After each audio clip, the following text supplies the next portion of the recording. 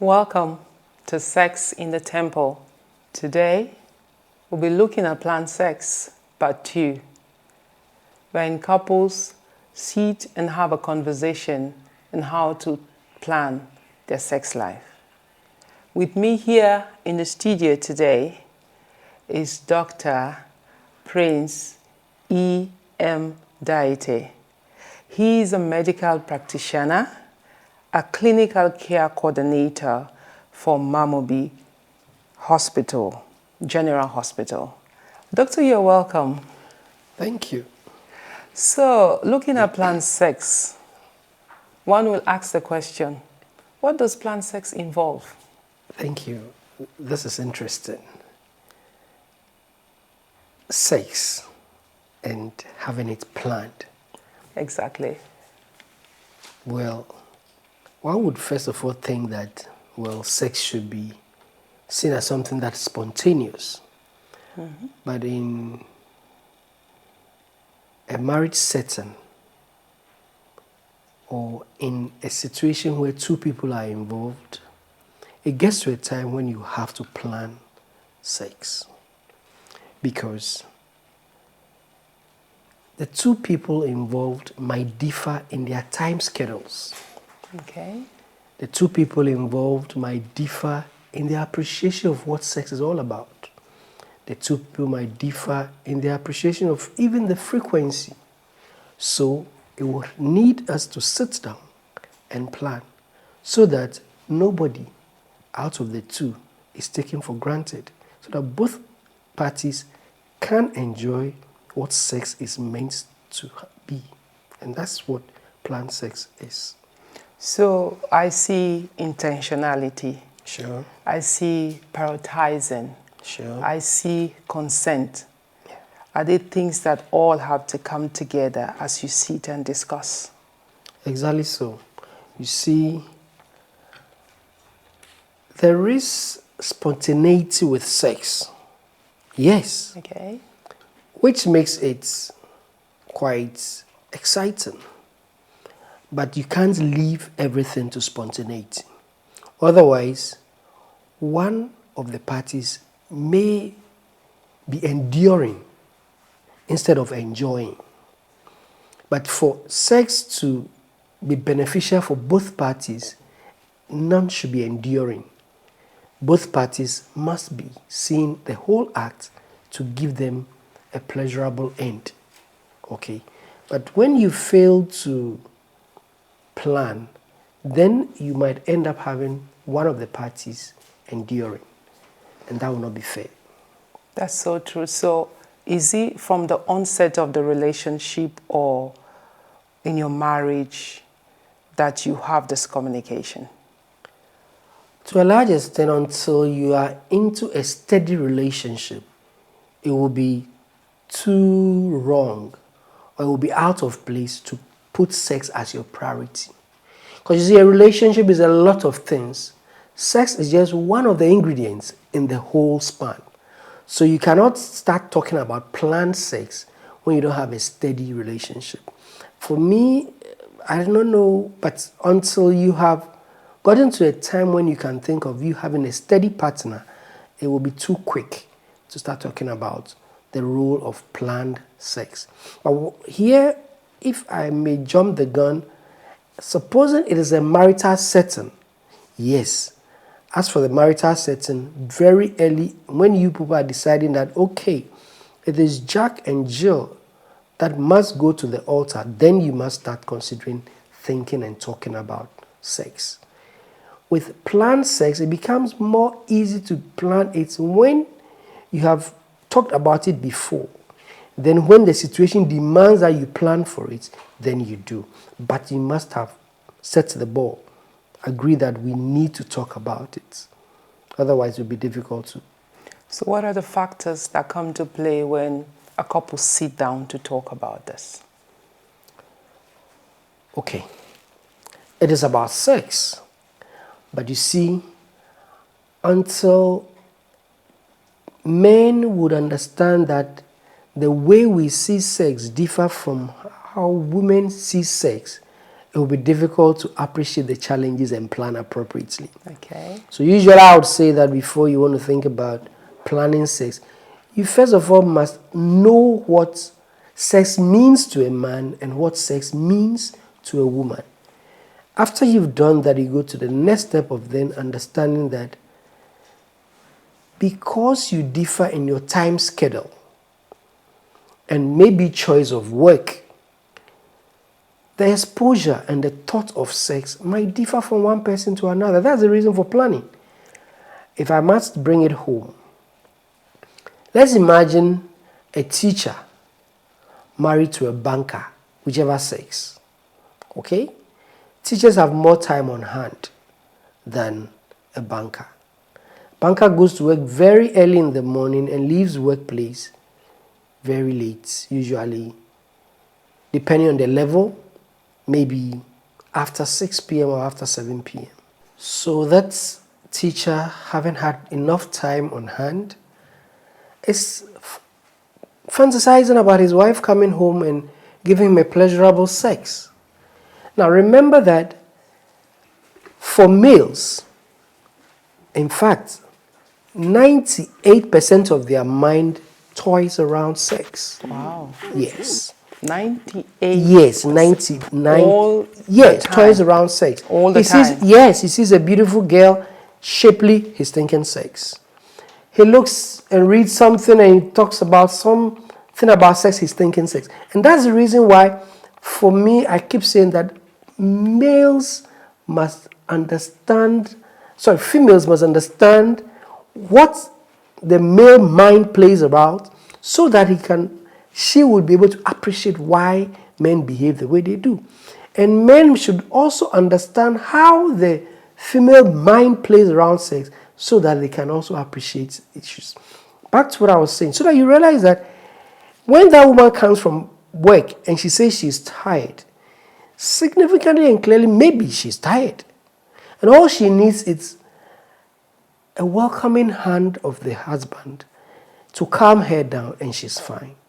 But that man is not expecting that the woman will come and say she's tired and will not give him sex. After he has fantasized Exactly. all day, waiting, and now she's saying she's tired. I'm tired. Just putting him off completely. Exactly. So you realize that the woman is not going to understand why the man would not understand that she's tired. And the man would not understand that you've left me the whole day and I've been thinking about you. You are back and you are here and you are not being there for me. This would then call for them to plan. We should agree that weekdays, I'm busy. I would get tired because of my nature of work. You might not be that busy. But because of my nature of work, I cannot avail myself for you for sex every day. So within the plan, I will try, because I understand my role in making you happy, to do it maybe twice. And because you also appreciate that I get tired, you'd also agree that maybe we agree on a twice setting. Now, I'm saying this not to rule out the spontaneity of sex so that it must be enjoyed. But when you have a guide and you are working within the guide, you don't overburden one another. Maybe at a time I have a project and the project is demanding so much of my time that when I come home over the weekends, I must work on deadlines. That would not be the time you would expect me to be able to do the maybe twice or thrice weekly sex that we used to have. Yeah. And that also falls part of the planning. So we tell ourselves that where we have time on hand, this should be the regular. The space for spontaneity. Exactly. But we have to have a deeper understanding. I think what you're saying, it comes with being honest. Exactly so. Some people talk about it, but they are not honest that this is how I feel when you say these things. So honesty is very, very crucial in this conversation. Exactly so. You see, honesty, yes, like you said. Then in addition, if the person who is talking has been properly educated to understand how the opposite sex feels. When the person is talking about it, then you will agree that it is as sincere as that. Because you see, a man might not understand that, but you are my wife. You should be there for me every time. Why is it that today I'm saying come and let's have sex? You say no. He must understand that the fact that I'm there, you see, for you to have beautiful sex and meaningful sex, it doesn't fall and limit itself to the organs alone. It starts from the brain. The best sex organ is not the penis or the vagina. It is the brain. So when the brain is in tune, then the rest fall in place. Wow. So the woman is tired. Psychologically, she's stressed. She's having some issue at work that is burning her out. You don't expect the best from her at that time. That is not the time until you come to understand that. Then when she says she's tired, she's tired. The man is exhausted. Really, he is. And you are saying he should be there to do what you are seeing on the pornographs for you every day. No, it won't work that way. This is the reason why there should be some honesty to discuss the issues and then plan it. So that where we have time on our hand, this is how we would expect it. And when there's time on hand and it must be spontaneous, we should agree to allow it to be spontaneous. That way, you keep the flames of love burning. Remember too that, hey, marriage or relationship is not all about what? Sex. It's not all about sex. It's so important that we understand that. Whilst you were talking, what came into my mind, in my country, they have this thing, and married people always say that in the circles, they have a conversation. If you go to women's ministry and all this stuff, like, I was just there like a piece of log. He wanted it, I didn't want it, but I don't want to disappoint him. So I'm just there like a piece of log. I'm not cooperating. So the mind has to be ready for it, and the body can cooperate with the mind. That's so true. Let me take you on this. This thing is because men are men and women are women. That's why I said from the start that we need to understand. Yes. You see, for a man, as long as he ejaculates, he's fine. It doesn't matter what happened in between. No.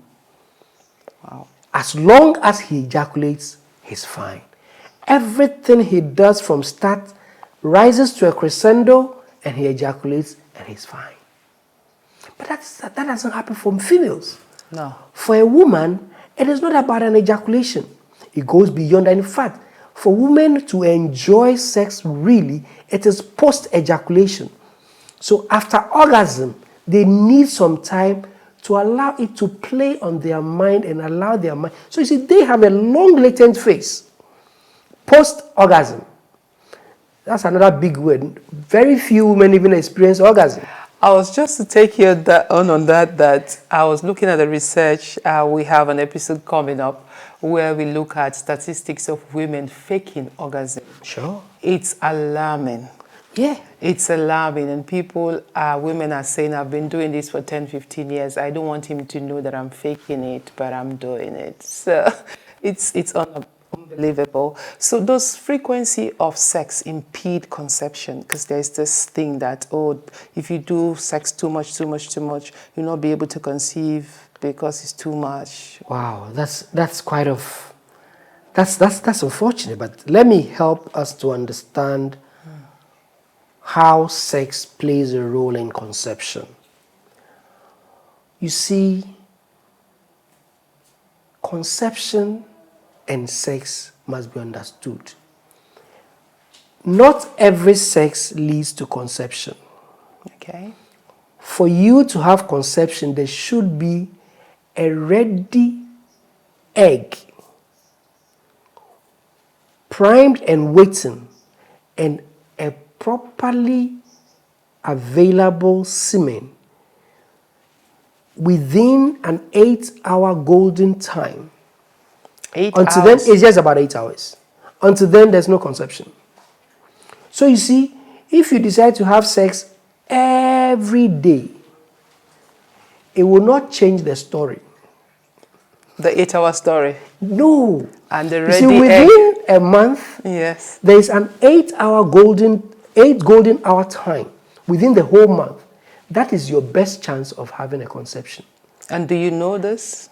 Well, you have to know it. There are ways of getting to know it. Okay. So that if you miss that time, every other thing you are doing is waste of time. It doesn't lead to conception. But it doesn't take away that role, because sex is not all about conception. Yeah. You understand? So that, first of all, one would have to understand how conception occurs. Okay. And how sex brings about conception. Right. Sex simply offers the semen which contains the sperm, and hoping that there is an available egg to fertilize, then you have conception. All right. Now, with frequency, this is what I see. You are expecting that with frequency, the chance of you finding this 8 golden hour is higher. Okay. That's what you assume. And so you say that with frequency, you won't miss that 8 golden hour. But the truth is, if within the month the woman does not ovulate, then you don't have any 8 golden hour. Exactly. So that month, yeah, it doesn't matter what you do, it doesn't bring about conception. Now, frequency to conception, I need us to understand that for a male, he has enough semen.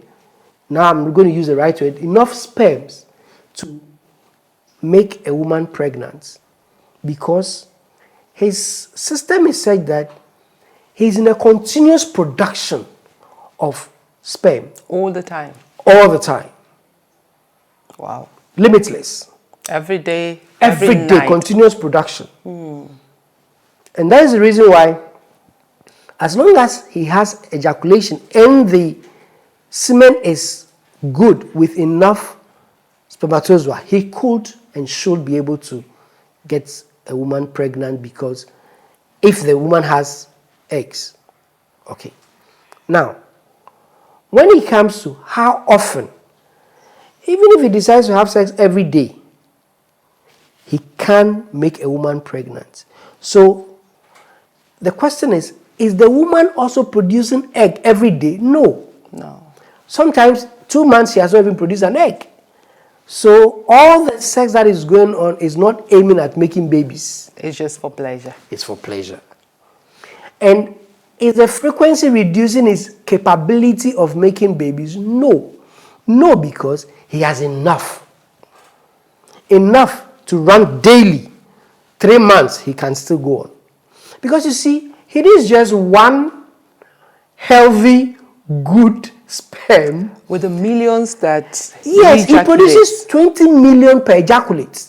20 million millions per ejaculate. Per 5 ml of ejaculate, it contains 20 million. All potential in fact, babies. It's an average of 20 to 200.